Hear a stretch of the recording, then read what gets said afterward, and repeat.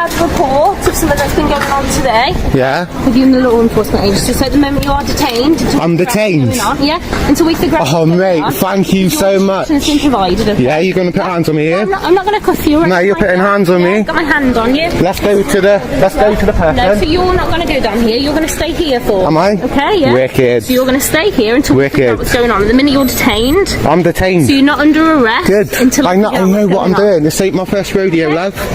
Okay. Can you just tell this gentleman so you can't go over that I'm allowed to film in public? For me, okay? Can you tell him I'm allowed? No, I'm not going to. You got your hands on me. I've got my hand. Get your hands off me. If you continue to be aggressive, then you will be cuffed. Okay? Go on then, cuff me.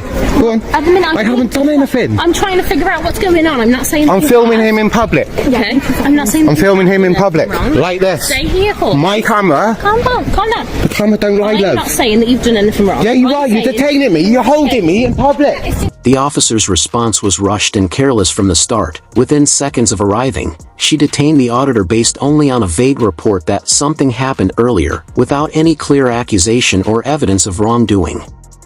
That's not reasonable suspicion, it's guesswork. What makes it worse is her own admission while restraining him. Asterisk, I'm not saying you're doing anything wrong. Asterisk, if there's no offense, why the detention? The auditor was simply filming in public, a lawful activity. But instead of asking questions or investigating, the officer jumped straight to physical control. This wasn't about law enforcement, it was about asserting authority without justification. All these people think that I'm doing wrong, and you're holding me over something this little goon over here said. Right, calm down, okay? You don't want to be calling people names in the street, okay? Goon. I heard what you said. It's not illegal, love. I didn't say Get your hand off me. No. Yes. You are being detained until, calm down, until I figure out what's going on. Are you okay? Ma, I walk around filming people. It's what I do. Okay, it's not weird. He can't just call you. He's called the police, and you come up to me and put your hands on me. You are detained. And detain me. Yeah. Calm down. What time did you detain me? I know. Can you identify yourself? Yeah. Look, I'm in full uniform. Are you recording? Are you recording? Yeah, I'm recording. Why haven't you told me you're recording? You need to tell me at the first opportunity. No, I don't. Yes, you do. No, I don't. Should we get your things up so we can have a look at it? And this is always on. It's never got to do on camera. Mate. No, same as mine. Calm down for me. When the auditor asks if they're being recorded, a question every officer should answer clearly. The response isn't informative or apologetic. Instead, the officer dismisses it with, "We don't need to," which is simply false. Under PACE Code G and guidance used throughout the UK, officers are expected to inform individuals when recording, especially during a stop or detention. This isn't just a courtesy, it's about transparency and trust. People have the right to know when they're being filmed, particularly in tense or escalated situations. In this case, the officer not only failed to give proper grounds for the detention but also kept vital information from the auditor, all while restraining someone who hadn't committed any offense. Don't calm down. You're putting out like. Do I look like a criminal to you? I know you're a lovely boy. Exactly. Do I look like a criminal to you? you're not. So why are they? You're grabbing me. Listen. I'm telling you what. There's a funeral going on over here. Exactly. Right. So calm Let's down. go over here. So calm down. I've tried to come down it. I do. You? Goon. Come on, calm down. Put me in the van. Go on. I'm not putting you in that. I'm sitting here. No, I'm not sitting nowhere. If you just sit here, I'm not taking no directives off you. I'm filming in public. That's fine. I'm a man with a camera, not a gun. No, we know. We're just trying to find out. No, I'm not doing you any favour. Just sit there. I'm not doing you any favour. Calm down for We me. can let you go if I am. you're making us. Listen. You're going to make negotiations with me when I've done nothing wrong. I'm not trying to negotiate with At the minute, I can't figure out what's gone on because I'm dealing with you. Just calm No, down. don't push me. Stay there. She's pushing me. Stay there. She's pushing me. My camera's on.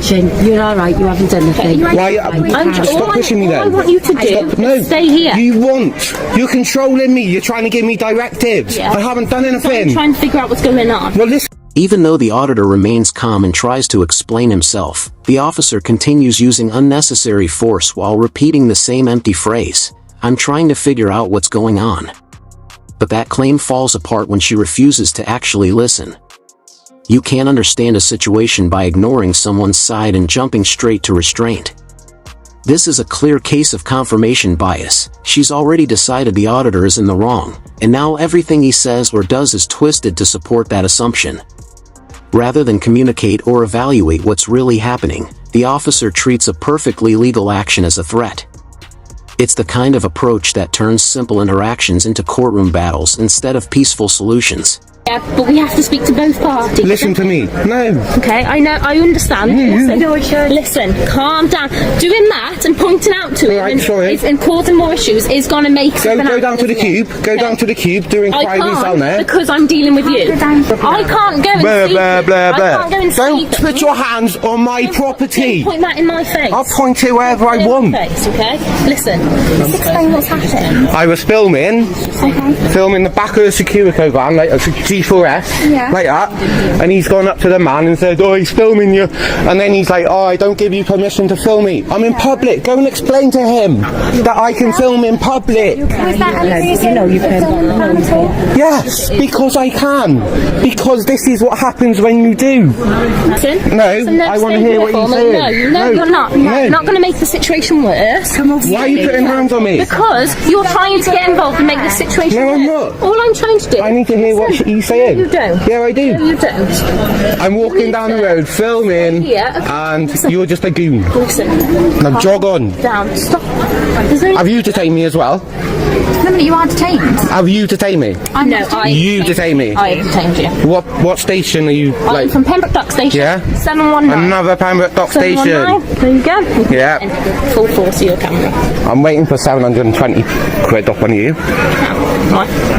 for illegal detainment. Oh, okay. Yeah. Right. When the auditor mentions he's already set to receive £720 in compensation from the same police force for a previous unlawful detention, it casts the current situation in an even more troubling light. You'd think that after facing legal consequences, the force would be more cautious, applying the law properly and avoiding repeat mistakes. But instead, we're witnessing a near-identical failure unfold again. If previous payouts and rulings don't lead to better behavior on the ground, then these aren't just isolated missteps, they're signs of a deeper pattern, one where accountability still hasn't taken root. All I've asked you to do is stand out the way for me. No, you pushed me, you put hands on me, everybody's seen it, it's all on camera, mate. Because you keep on wanting to go over there, so I'm trying to prevent you. I don't want to go nowhere near that going over there, person. And you said it's all on our cameras as well. Yeah, and it's all on my camera. I know. Right? I know it's all on your camera. I haven't done anything wrong, mate. Listen, I haven't said you have. So why grab my arm and make me look like a criminal in front of everybody in Tenby? Like, Listen to me. it's a small town. Listen to me. I'm allowed to film. Why are you going over there and telling him? Listen, my colleague's over there to speak to him. Honestly, I swear on my kids' lives, I was like filming the G4S. He said, oh, you can't, he's filming you. And then the G4S man said, oh, you can't film me in pub, you can't film me, I don't give you permission to film me. What's his job? He's in a public, and he can't tell me not to film him in public. Okay. Can he? Well, you know, I liked it the same as we. When the G4S driver reportedly called police to complain about being filmed, the obvious first question should have been, where's the person filming from?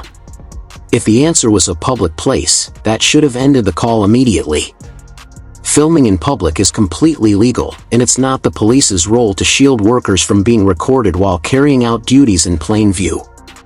But that basic check never happened. Instead, the report was treated like a serious threat, prompting officers to respond with force, detainment, and no real effort to verify if any laws were broken. The auditor calmly explained his rights, citing the law. While the G4S employees seem to believe public work means private protection, it doesn't. Why am I, being criminalised? I haven't arrested you. You've detained I me. haven't said, yeah, but that's different to arrest. Get off my arm. We're not having this. We're not having this pulling to. Just stay here for me whilst we figure out what's going on. That's all I want you to do. All I've done is filmed in public. Okay, but because we've had a report, Of what? we just need to What is see the report? Everybody that's involved. At the moment, I'm not sure. My colleague's over there trying to get more information. I'm trying to speak to you about Okay, this is what I'm trying to tell you. What was your name? Really? Why can't I ask you that question? Because I don't need to give you it. Okay, well, I'd like to know who you are. Why? Because I'm talking to you. Why do you need to know who I You've am? asked who I am because you're talking to me. Yeah, that's your policy, isn't it? Yeah, so I ain't got no policies. I don't work for you. I just asked you. Who You work for me. Okay. The officer's actions in this moment reveal a troubling disregard for legal boundaries. She detains the auditor without any lawful justification and then demands his name, not because of any real suspicion, but simply because he asked for hers. That's not law enforcement, that's retaliatory behavior, and it's deeply unprofessional. Her tone makes it worse. When the auditor correctly points out that he's not legally required to identify himself, she brushes it off with, "Well, I'd like to know who you are." But policing isn't built on personal preferences, it's guided by legal standards. An officer can't demand ID just because they're curious. The law requires specific grounds, and none of them are present in this encounter. So my colleague's just going to speak to you from the report that we've had, okay? Yeah. So at this moment in time... So at this moment in time, you're under arrest and a suspicion of harassment. So you do not have to say anything, but it may harm your defence. We do not mention when questions You are- in court. Anything you do say may be given in evidence. Cool. Right. All right. Well, we'll have to take the phone away.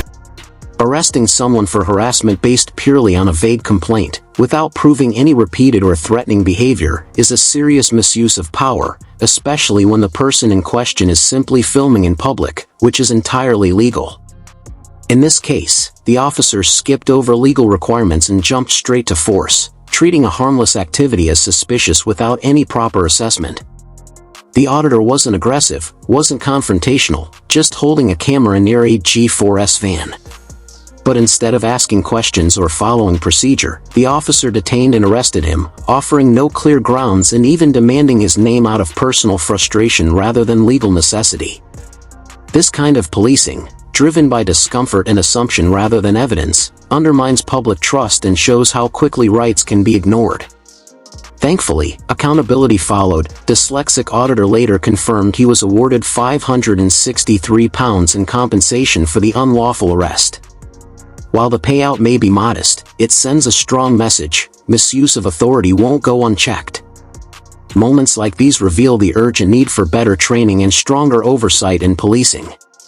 What happened here wasn't just an error, it was a total failure of judgment and process. If you found this video helpful, be sure to like, comment, and subscribe, and don't forget to check out Dyslexic Auditor's channel, linked below. Thanks for watching. This is Rate the Audit, and I'll see you in the next one.